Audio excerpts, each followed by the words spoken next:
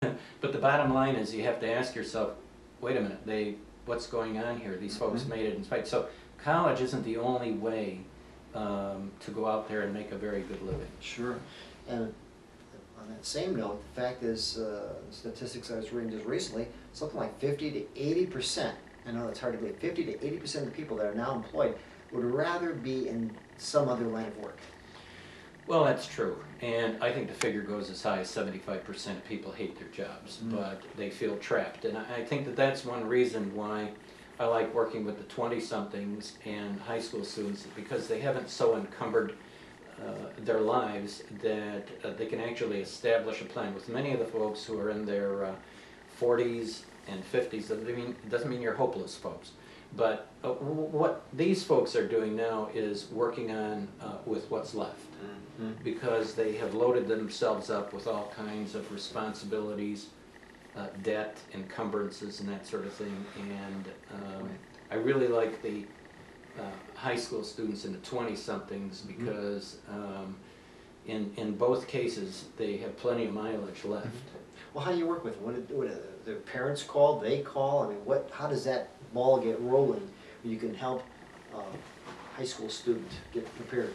It's both. Many high school students talk to their peers and said, yes, I went to career planning specialist in Plymouth.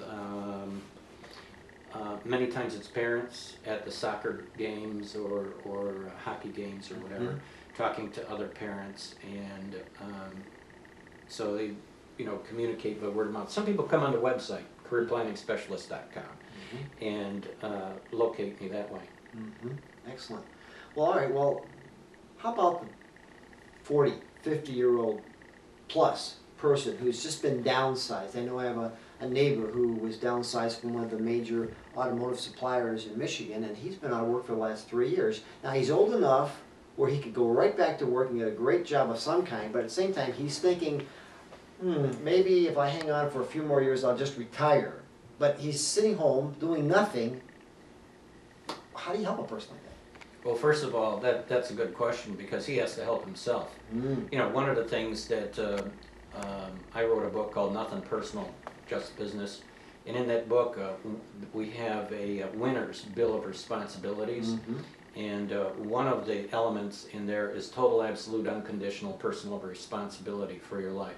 So perhaps your neighbor views himself as a victim, and he's living like a victim, and just like in technology where we talk about legacy systems and enterprise systems, many people have to understand you're obsolete. You're a dinosaur. You're a legacy person, and unless you go and develop something new that somebody wants in the marketplace, you're finished. Sometimes you need to really understand that you've been coasting. And I don't know your neighbor, but yet somebody will tell me that, I was vice president of such and so and so on. And, I think that there are two words that everyone in their 40s, 50s, 60s have to use about themselves and what they know. Those two words are, so what? So what? I mean, what do you know? What can you do that I can't get off a CD, off of the internet, off of YouTube or something like that? I mean, what are you bringing to the table that is valuable? I mean, we're in a value-driven society, and that's the way it's going to stay. So it could also mean moving. So when you ask, you could have asked the question, well, what happened to many of the folks that I've seen in their 40s and 50s? Some have left the state of Michigan. Others have left the country. Wow. When I talk to young people, I tell them you need to do the following. One is you ought to invest in a foreign language. Number two, you need to understand what's going on in the world economy. Number three, have a valid passport. Four, here comes the hate mail. Don't buy a house.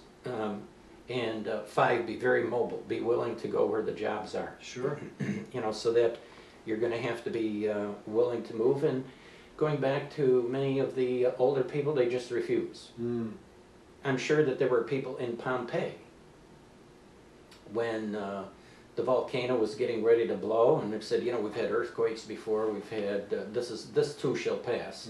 And now we look at them, you know, in their positions having been covered with ash and volcanic dust and so forth, and that's what's happening to a lot of people in our economy. So what you're saying is these people have so much baggage. Maybe it's their home mortgage, maybe it's their car, maybe it's their friends, family in this area, maybe it's their past skill sets that they can't let go of and can't think of it improving upon, or maybe getting something even completely different. These are the kinds of things that can hold people back.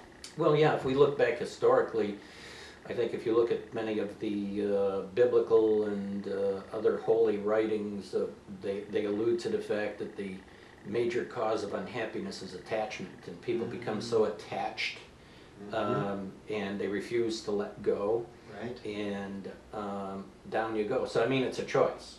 So actually, if you're 50 years old and you're sitting at home and the phone hasn't rung, opportunity hasn't been delivered by FedEx to your house, guess what? That's a choice that you made. That's really, you know, the tough decision that many people have to make. Good point.